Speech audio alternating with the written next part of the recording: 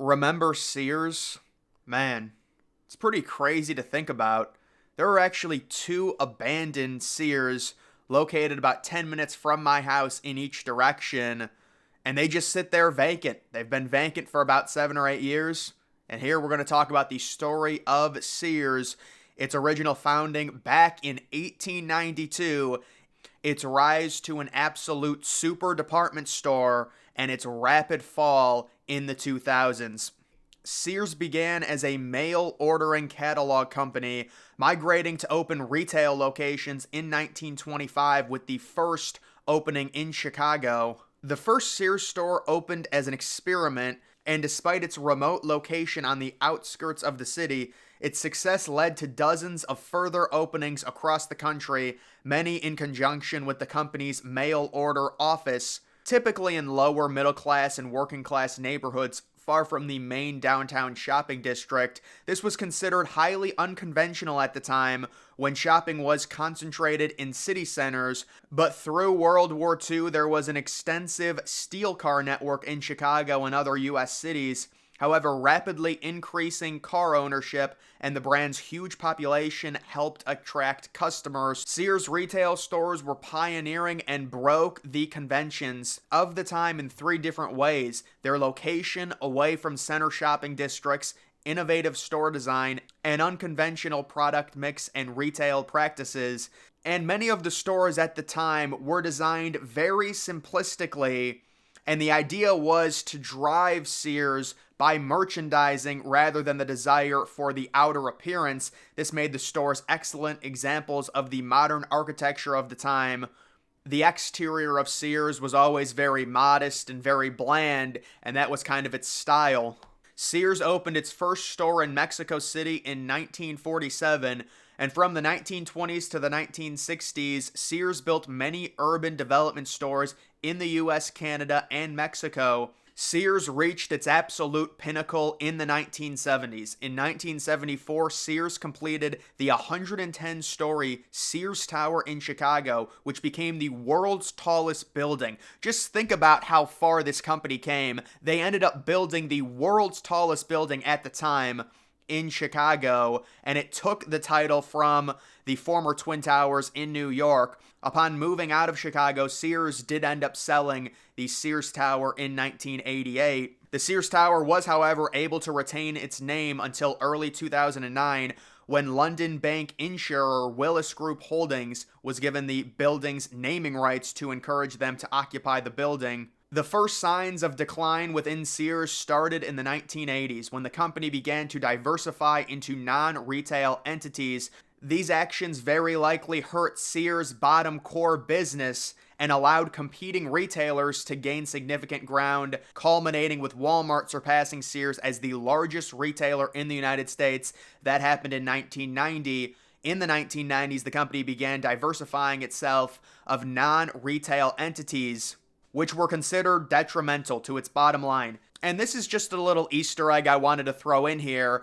What you guys are looking at are some NBA Hoops basketball cards from 1990 and 1991. Now, when it comes to sports cards in general, in the late 80s and early 90s, they were all mass-produced, meaning they're very easy to come by. Even if you have like a Michael Jordan card, it's going to be basically worthless outside of like Michael Jordan's first and second, third year, 86, 87, 88. Once you got to 1990, they all became overproduced. But Sears had what would be considered a de facto insert. They had their own 100 card basketball set packs for NBA hoops in 89, 90, and 91. And 91 is the most rare, 90 is the second most rare, and 89 is the most common. But you can see the difference. There's like a yellow front and then a white back. And I just think that's something that's cool, because when it came to NBA hoops cards, if you find like a Michael Jordan base, common card, it's virtually worthless. But if you find one that was a Sears edition, the ones that Sears sold with the white back,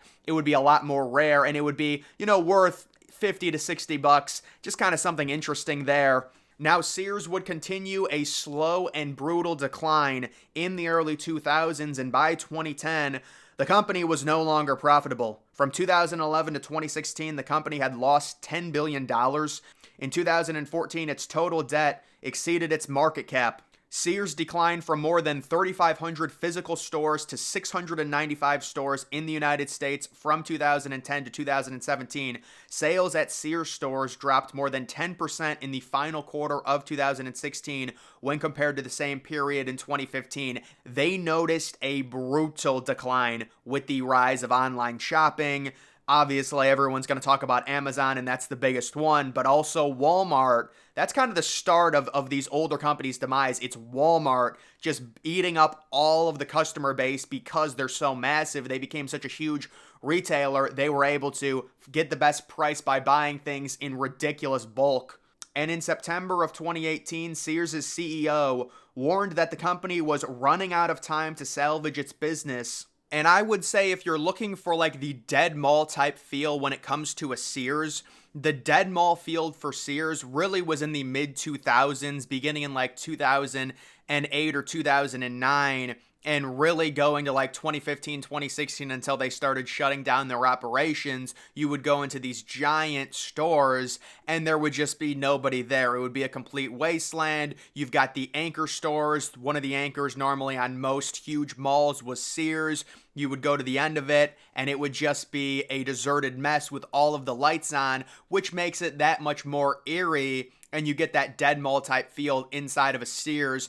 When I was younger, I went to a few Sears. That certainly wasn't a place we normally went to. I just think because, by the time I was old enough to go to stores, people were already shifting away from Sears. I didn't grow up in the 90s. I grew up in the 2000s, and just Sears was just not really a general thing that people used. The few times that I did go to it, it was always very white on the interior, very somber, never a lot of people. You had all of the fake plants decor, you had a lot of miscellaneous stuff around, and the downward trend for Sears would continue. Sears Holdings filed for Chapter 11 bankruptcy in October of 2018. However, in January of 2019, Sears Holdings announced that they would remain open after having a bankruptcy auction for the company. They received an offer to keep about 400 stores open, and in February of 2019, a bankruptcy judge approved a $5.2 billion plan by Sears' chairman, the biggest shareholder, to keep the business going. The approval meant roughly 425 stores, including 223 Sears alone, would be preserved. Later that year in April, Sears announced the opening of 3 new stores with a limited set of merchandise under the name Sears Home and Life. However, in September of 2021, Sears announced that it would close more stores, including the last Sears store in New York City. The New York City Sears closed by Thanksgiving of 2021, and it will potentially be redeveloped. That's the other interesting thing with all of these Sears going abandoned. They're all huge buildings, and some of them immediately get redeveloped. Some of them just sit empty. The 2 ones by my house right now are both empty. One of them was an anchor store for a mall, and the other one was just a standalone location that actually also had an auto center attached to it. And the auto center, the Sears Auto Parts Center, is also abandoned with a bunch of garages. In January of 2022, Sears shut down the remaining 15 Sears Auto Centers in the U.S. The Sears Auto Center website now displays a message reading, quote, "Auto centers are closed for business. Although the organization is a shell of its former self, it still operates in a few locations." In May of 2022, it was announced that roughly 100 more Sears hometown stores, including the last 4 in Michigan, would close permanently. And in December of 2022, Sears Hometown filed for Chapter 11 bankruptcy, and it was later revealed that all of the remaining Sears Hometown stores would be permanently closed. As of October 2023, only 12 full-line Sears stores remain open inside the United States. So this is seemingly another Blockbuster-type situation. Toys R Us. This is actually worse than Toys R Us. So that is the story of Sears. They went from giant to nothing in the span of about 40, 50 years. They reached their absolute peak in the 1970s and started a slow decline in the 90s that quickly accelerated in the early 2000s with the rise of the internet. Not being able to compete with Walmart, Amazon, online resellers did them in. But guys, that is going to do it for this video. Make sure you're following me on X. Link to that's always in the description.